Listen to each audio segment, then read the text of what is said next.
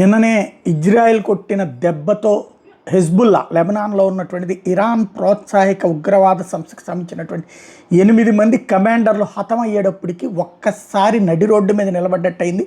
హెజ్బుల్లాకు సంబంధించినటువంటి ఆ కార్యకర్తలు అనాలా, వాళ్ళ సైన్యం అనాలా, తీవ్రవాదులు అనాలా, ఎవరికి కావాల్సిన పదం వాళ్ళు వాడుకోవచ్చు.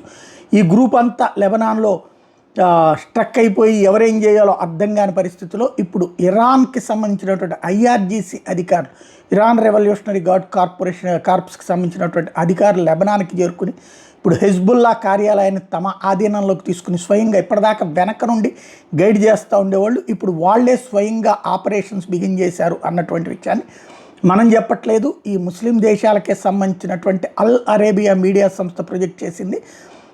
ఇరానియన్ రెజీమ్ ఆఫీసర్లు ఇప్పుడు లెబనాన్కి సంబంధించినటువంటి హెజ్బుల్లా బ్యాచ్ను మొత్తాన్ని తాము మానిటర్ చేయడం ప్రారంభించారు అన్నటువంటి విషయాన్ని స్పష్టంగా ప్రకటించింది.